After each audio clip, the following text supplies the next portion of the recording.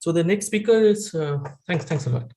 The next speaker is Suresh Govindarajan from IIT Chennai, and he'll be telling us about Lie algebras from Umbra moonshine.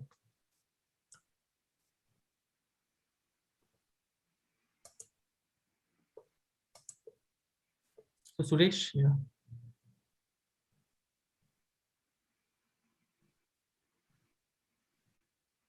Suresh, you're muted, I think.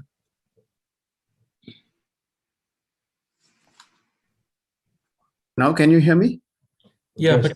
but yeah, I'll share my screen again. No, you lose track of some things then. Yeah. Okay. Now, can you see my screen? Yes. Okay. Okay. Thank you, Bobby. And I would like to thank the organizing committee as well as Alok and the rest of the team at IIT Roorkee for this invitation to speak here. And I'm going to talk about Lie algebras from Umbra moonshine. And so the plan of the talk is as follows. I'll give an introduction where I'll just state the problem we are trying to address. And then I'll give a practical introduction to BKM's Lie superalgebras, and then get to the meat of our work, which first, this is about embedding affine SL2 hat into a bunch of Lie algebras and how they lead to vector valued modular forms. And then we'll go beyond vector valued modular forms and I'll conclude. So let's start with the introduction. And the introduction is that in this talk, we'll focus on a family of 5 Siegel modular forms. Okay, they're parameterized by a positive integer n, which takes only 5 values, 1, 2, 3, 4, and 6. And of weight k, f k of n is given by this formula. And I just want you to remember that for n equal to 6, the weight is 0. Okay, and these are modular forms of a paramodular group at paramodular level n. So this positive integer n, decides a group, and that group we'll call it gamma n, and it's a subgroup of sp4q. So q is rationals, and if you look at the entries here, stars correspond to positive to integers. And n is, of course, but you can see here in red, I've given you an n inverse. So you can see that there is an entry which is rational. Okay, so this forms a group. And if you put n equal to 1, you end up with sp4z, the usual genus2 symplectic group. But this is a natural generalization of that. And then if you given any such modular form, it will have a Fourier-Jacobi expansion. And the coefficients here. So the thing is that, so let me explain first what Z is. Z is a point in upper half space. So it has 3 coordinates, tau, Z, and tau prime. And we will, so tau prime, in the limit where tau prime goes to I infinity, this quantity S, which is e power 2 pi I prime, tau prime goes to 0. And you get an expansion, and all the coefficients are Jacobi forms, okay, of suitable index. This is just something you can remember. And so the proposition or the idea is that the 5 Siegel modular forms are the denominator formula for suitable extensions of the Cox-Moody Lie algebra G of an constructed from rank 3 Cartan matrices an. Okay, I have to tell you all these things, and as the talk goes along, we will see these things. And so let Wn be the while group, which is generated by the real simple roots with Cartan matrix an. Okay, so under simple while reflections, it transforms like an odd function. This we can check for all these properties. And in fact, for n equal to 1, 2, 3, and 4, these are indeed WKB, which is while Katz Borchards denominator formula for known BKM Lie superalgebras that appear in the work of Gritsenko and Nikulin long ago. Okay, so in other words, these are what we will call Borchards extensions of an. The 0 shouldn't be there. And then there is a no-go theorem due to Gritsenko and Nikulin, which implies that it cannot be the case for 6, the modular form cannot arise from denominator formula for some Borchards extension of G of A6, which is a Cox-Moody Lie algebra. Okay, and the aim is to really understand the open case of n equal to 6 and obtain the Lie algebra, if any, associated with the Cartan matrix A6. So this is the crux of the idea. And just I would like to comment that BKM Lie superalgebras, etc., are very, very special And so that you will never find series of them. You'll only find finite numbers of them. So that is why, for instance, I'm looking at 5. Actually, there are more than them, but there I'm looking at only 5 such examples because each of them are special. And there is a sense in which these are very simple. Okay. So just a quick recap as how we got to these guys. And so let phi of z denote the Siegel modular form. That's a generating function of quarter BPS states in CHL models that are obtained as Zn orbifolds of type 2 strings on K3. When you take the square root of the generating function, it'll give you another Siegel modular form with integer coefficients. This happens only for 1, 2, and up to 6. 1, 2, 3, 4, 5, and 6. And just call delta as square root of phi z. I'm not giving you the weights, etc. They're all this thing. For n equal to 1, 2, 3, and 4, the square root is, in fact, the denominator formula for a family of Borcherdt's Kac-Moody algebras. And this, again, all these examples were actually implicitly known in the work of Gritsenko and Nikulin, but in the context of CHL models, this was shown by Dijkgraaf, Verlinde, and Verlinde, and not Jhatkar and Sen, actually, it should be Cheng and Dabolkar. I did these two things got flipped. And for n equal to 4 was shown by me and my student. And so these are Borcherdt's extensions of the Kac-Moody Lie algebras, which arise. So you give me this Cartan matrix, and you can construct a Lie algebra by a standard procedure. And this thing, but it's not known in this case whether there's a Lie algebra associated with the square roots for n equal to 5 and 6. Okay, these two examples are distinct from the ones which I just mentioned. But by considering twining by symmetries that commute with the orbifolding, one obtains a large set of examples, and I called it the periodic table for Kac-Moody algebras. And I had only 4 by 4 entries. And then recently, with a couple of years ago, with my student Sutapa, we extended it by adding a few more examples. And so all except this guy in this corner, they all arise from in the context of Mathieu moonshine or whatever. And these are all where the square roots make sense and we get Lie algebras, and they're all associated with. So if you go horizontally, you get a same Cartan matrix for the real simple roots. Okay, but the ones which we're going to discuss today are the ones in the diagonal.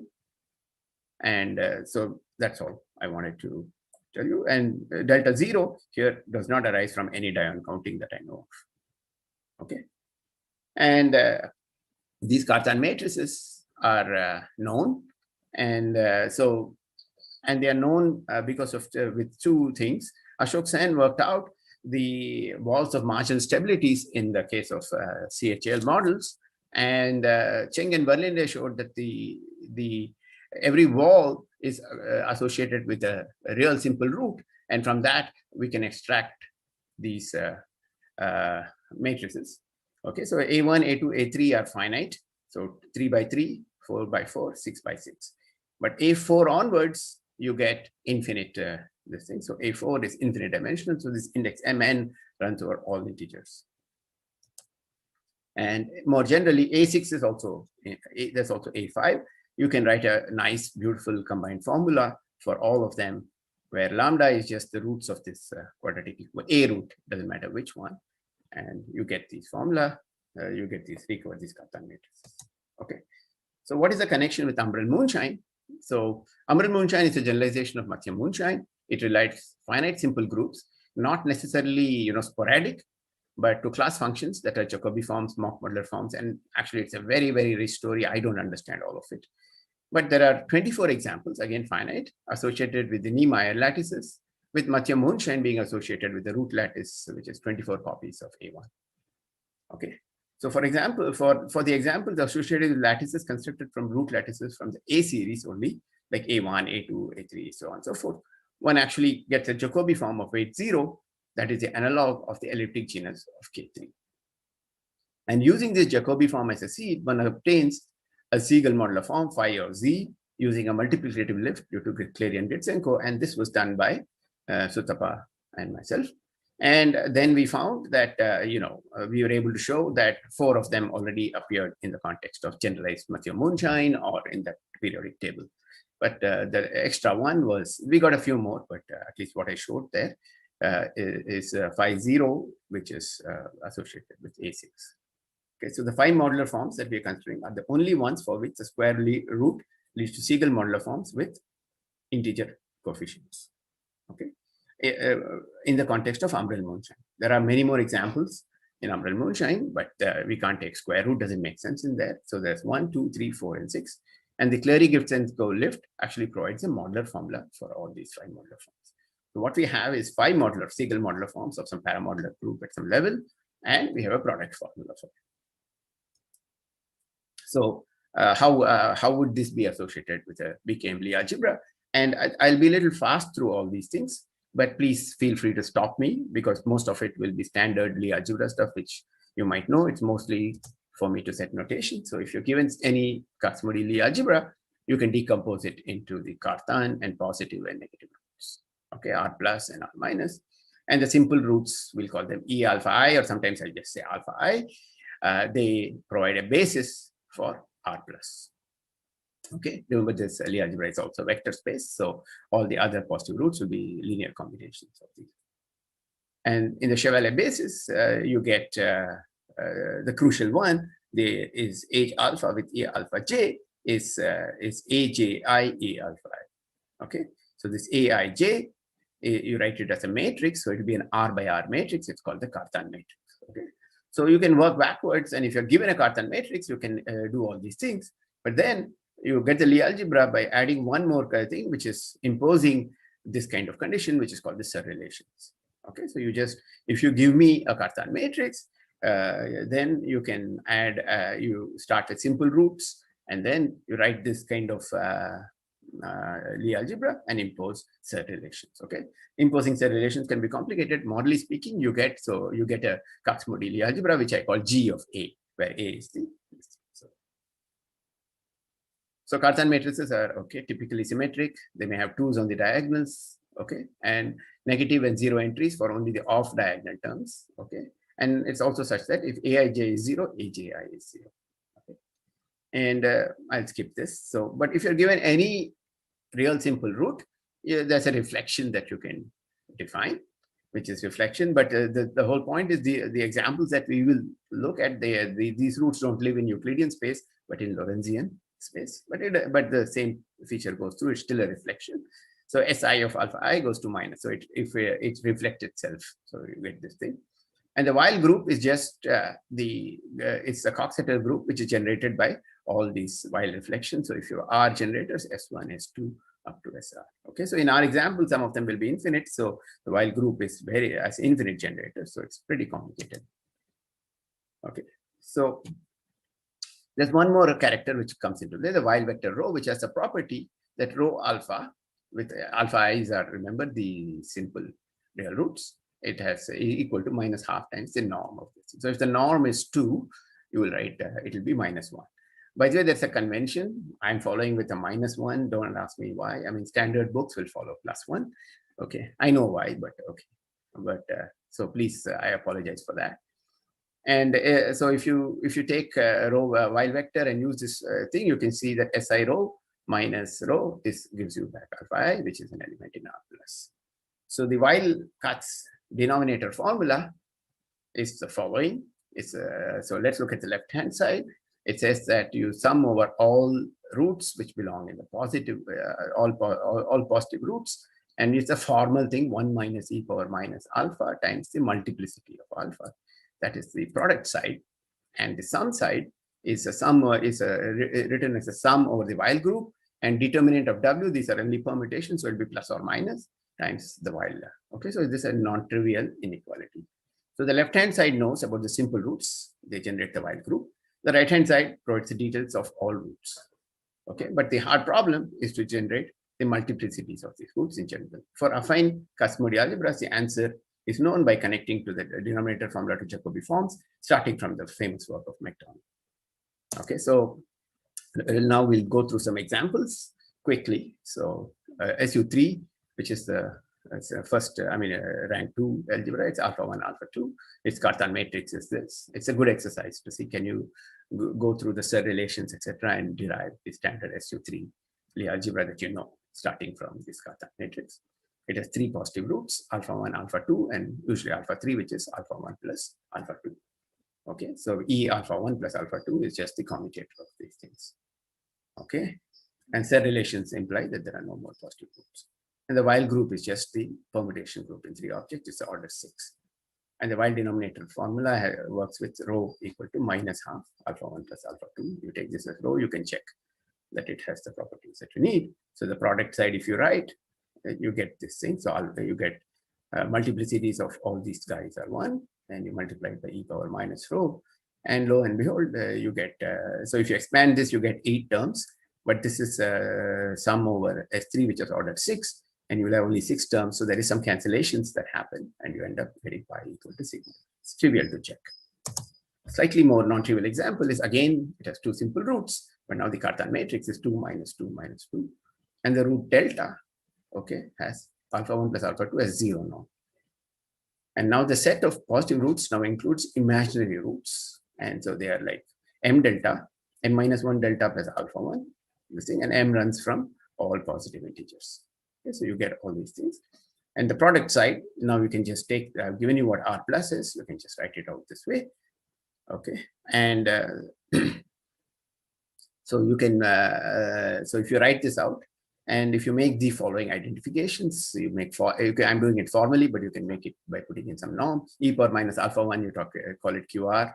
E power minus alpha 2, you call it R inverse. E power minus delta, the delta is just alpha 1 plus alpha 2 is then Q. Okay. If you plug this in, what you get is the Jacobi theta function up to a factor of S, which S is, okay, S power half. It's just the index of this Jacobi form is half. So I just put some power of half, and you get this product formula. And the sum side, again, you can work out what the sum side is, because there's a nice presentation of the Weil group as a semi-direct product of Z2 and Z. And so you get this term. And showing that these two are equal is a non-trivial identity. Okay, so I'll just. So the idea, so far what has happened is that we had only real simple roots, and what Borchardt did was to add imaginary simple roots. So let me explain what is meant by imaginary. When is a root imaginary? When its norm is 0 or negative. Okay, that's the definition. Okay, and in Lie algebra thing, norm is actually what we will call norm square in physics. Okay, the diagonal elements in the Cartan matrix now have non-positive entries. Need not be 2. And the denominator formula gets modified, leading to the Weil-Borchardt formula. Okay, so there is a product formula, but on the sum side, there's a modification, which I indicate as T, which gets contributions. So first, the Weil group is still generated by only the real simple roots. The imaginary roots, even though they're simple, they don't generate any reflections in the setup, and there is a correction term. Okay. So this guy we'll just call this combination delta, and so there's a sum. Delta can be written as a sum. It can also be written as a product. And Borchardt's idea was to add enough imaginary simple roots such that the above sum or product becomes a suitable modular form, which is called the automorphic correction. Okay, there might be more than one way, distinct automorphic corrections given a particular thing, and that's also allowed. And such modular forms admit product formulae, but it's fairly non-trivial to find a situation where you also have a sum, okay, where you can write it in this form. So I'll give you a simple example. So we consider the addition of the following set of imaginary simple roots SL2 hat, m distinct copies of simple roots of weight. Delta, remember, was alpha 1 plus alpha 2 over and above what exists. So these are simple roots. So there's one with weight alpha 1 plus alpha 2, other one with 2 delta, 3 delta, so on and so forth, m of each. And now the Jacobi form, which you get by, if you look at the product side, you just keep multiplying these things. It's just theta 1 with Dedekind eta function power m. Okay, so the product side now becomes just this. And you just, originally it was just 1, which was there, but now we've added m such terms. And I'm also keeping track of the powers of q. Okay, and so this thing has a different weight. This had originally index half and weight half, but now it will have a higher index. And now there is a Borchardt correction term, and that is just given formally by this adding this term T to the sum side. So what we will do is this became Lie superalgebra, we'll call it as B SL2 hat of m. Okay, so that is just the Borchardt extension of SL2 hat, where we add these m sets of distinct bosonic simple roots. Okay, so this concludes my introduction, and now I'll get on to my work, which is embed. First step is to embed SL2 hat into AN the algebra. So, so all these things, if you notice, they have this 2 minus 2 minus 2. They have a subalgebra, and so the idea is that I don't know the full Lie algebra, but I know a subalgebra. What will happen if I decompose this so-called potential denominator formula using this subalgebra? Okay, so that's the idea. And so let's just understand what SL2 hat is. You start with SL2 written in math notation. So E F is equal to H. So E is okay. So they're just the EHF are the generators, and these are the standard commutation relations. The affine Lie algebra SL2 hat is taken by SL2 hat tensored with C of T inverse. That means formal Laurent series in T. That is plus C of K hat, which is the central extension, and C of some derivation. Okay. So, and this is this thing. And from the physics viewpoint, X tensor T power N, these are like the modes of the SL2 current algebra. Okay, so these are the different modes which come. And the Cartan subalgebra is actually 3-dimensional. H tensor 1, which is the SL2 Cartan, K hat, which is like a central extension, and D. Okay, and these are their inner product. So what we do is, so the general structure is something like this. So we pick the first two roots, we just call them 1 and 2, E1, E2, and then we want to express them in terms of E, F, and H with all these tensors with T. So we just take this, and this idea is actually used some old idea of Feingold and Frenkel, which we thought we can use. So I take E2 to be E tensor 1 and F2 to be F tensor 1. E1 is F tensor T, and F1 is E tensor T inverse. So if you put these things together, you can check that then we can identify H1, H2, and H3 in terms of so that's a 3 here also the Cartan is 3-dimensional. So we get a nice relationship between the Cartans H1, H2, H3, and H tensor 1, K hat, and D. Okay, so standard formulae. So now we will look at the denominator formulae, potential denominator formula, because we haven't proved it for 6. So what we'll do is we'll focus on this expansion of delta K. Remember I told you that it has this nice Fourier Jacobi expansion. So I'm just looking at the first 2 terms.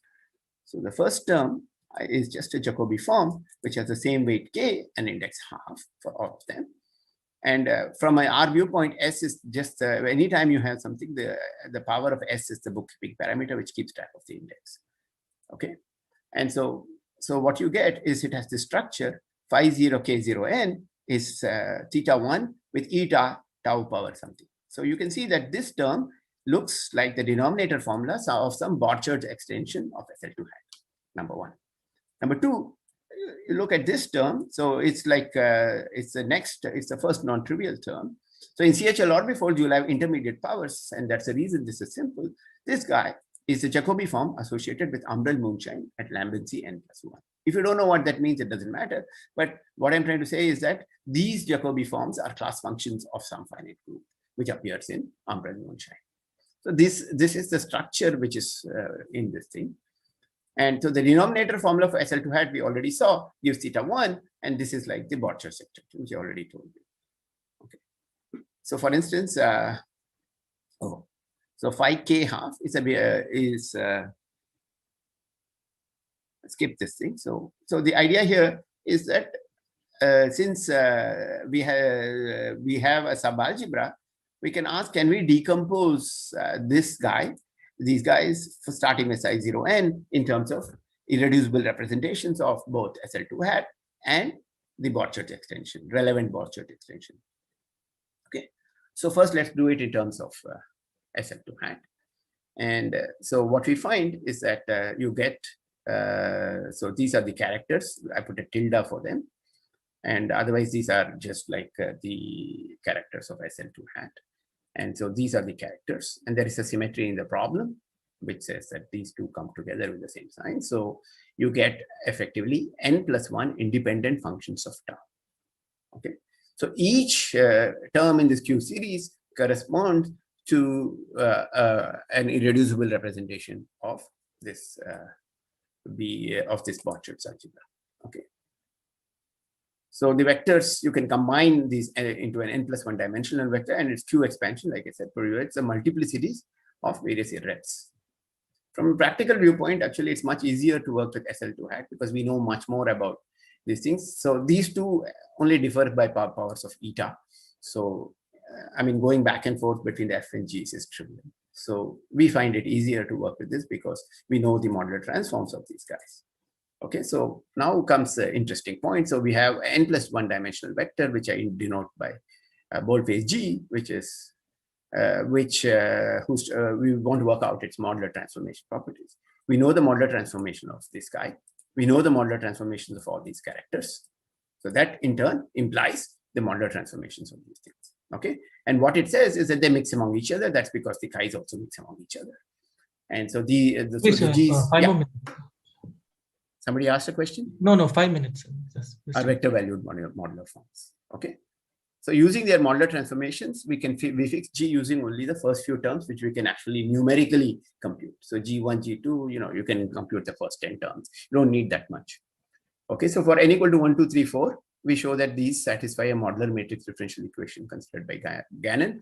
And in principle, this should have been discussed by Shabir, but he never got to it. Okay. So, then for n equal to 6, we had a problem, but we solved it through some other method. Okay, so we got all the vector value modular forms. So we had a complete understanding of that. So now what can we say about the higher order terms? So starting from here. Okay, so from a second quantized version of Umbra and moonshine, and generalizing ideas that I used in the context of Mathieu moonshine, we obtain a formula where all the higher order terms are completely determined in terms of size 0. Okay. And so I'm writing it here. So basically, delta is this prefactor of phi remains. It's exponential of size 0n with some Hecke operator acting on it. And the Hecke operator is something well defined. So what is key is that if you give me size 0n, then I get all the other terms. So all our work in getting vector valued modular forms is not for waste. Okay. But there is, so you get another product formula for delta k n of z. And if you use this thing and put it together, you get a product formula. Okay, that's some work. It's just a page of algebra, but you get another product formula. And it turns out in this case, we have to check this, that it actually agrees with the Clary-Gritsenko product formula. Okay, and I want to emphasize it doesn't happen in general. So treating the product as a product side of a denominator formula gives us actually explicit formulae for the multiplicity of positive roots, both real and imaginary. Even for n equal to 6, we don't know the Lie algebra, but if it exists, that would be the case. And what happens is that for n equal to 6, we see the appearance of a second set of infinite real simple roots with multiplicity -1. Okay, these are interpreted as being fermionic roots. Okay. And so the structure, I'll skip this. Okay, now the question is, what about the sum side? For n not equal to 6, there's a second construction of Siegel modular forms called the arithmetic lift, and that helps one go ahead and prove. But this fails for n equal to 6 because n equal to 6 has weight 0, and all these formulae, these expressions for arithmetic lift assume that the weight is greater than 0. So we need a new approach to organize the sum side. Okay, so at order s power 2n, if you just follow the Hecke operator, you get a nice formula like this. Okay, and this has a very, very nice interpretation. So what we will do is, so we will denote by Vn, a graded, of course, because it's fermionic and bosonic, it's supersymmetric. That's a graded vector space such that the Umbra Jacobi form size 0n is obtained as a super trace over this Vn. And Vn, of course, is SL2 hat module. Then what it says is that psi 0 to n is obtained as superspace of the direct sum of two SL2 hat modules. One is the antisymmetric part of lambda Vn, and the other one is what we call a scaled Vn. Okay, how do you understand scaled Vn? You just take, remember there was a C of T and T inverse. You just replay, you only take even powers. So this is subalgebra of the original SL2 with a 2 put in there, but it's actually isomorphic to SL2. You can check because it's only coming this way. I could have called it T prime and T prime inverse, then it would have been SL2. So isomorphic is this thing.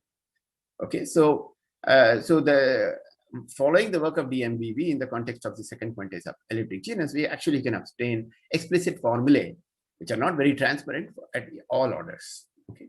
And then a key point here is terms involving other SL2 hat modules. We add with M scaling, so replace 2 with M, they also appear. And just experimentally, it's interesting to observe that there are real simple roots for all n greater than 1. They appear in these scaled modules. So we conjecture that all simple roots, not just real imaginary ones, also appear in the scaled modules. And there is a sense in which terms like this are trivial. Okay. But we don't have a proof of this conjecture at this point. And I'll just conclude here with just pointing out how to handle some of the things. There are imaginary simple roots of zero norm that appear with Borchardt corrections. So let A be such a root, and then lo and behold, you get, so this is like the analog of T, which comes from this same, the theta function, the eta power something, right? Same guy, it shows up, and you get these coefficients. And so there are terms which are the Borchardt corrections of some imaginary simple roots. Okay, but it's really these additional fermionic simple roots, they do not seem to fit the term, but there seems to be a guess which seems to work. And so which looks like a new kind of correction, but we haven't been able to quantify it, which should appear and is giving a suggestion as to what route we should go. But at this point, we have not completed proving this thing. So we just have some simple checks that's going on. Okay, so I'll just conclude. The vector valued modular forms provide explicit formula for most the imaginary roots, which are not necessarily simple. And so this is a new result. The results were known for roots which had zero norm. And so we have got explicit formulae. Our goal is actually to organize the Siegel modular forms in terms of orbits of the full while group. And this result is only a first step. The infinite dimensionality of generators of the while group presents a complication. And so playing around with the while group, it is very important to have a nice presentation for it so that you can write out terms nicely. For instance, for SL2 hat, it's a Z2 cross semi-direct with Zn. So you can write the sum side as a difference of two terms which are related by C2. Okay, so we would like to obtain and classify all kinds of corrections that are terms that appear on the sum side. For n less than or equal to 0, Fritz and Cohen equivalent show that these are Borchardt corrections. So for n equal to 6, we will anticipate there'll be new kinds of corrections, not just one, that go beyond what Borchardt did and will help us understand A6 better. As of date, of course, we have not completely understood the sum side, and hence we do not have a clear picture or whether even such a new Lie algebra exists. Okay. The worst case scenario would be that we will end up with a Lie algebra with a module over it. Okay. So thank you. Thank you, Suresh. Any quick questions?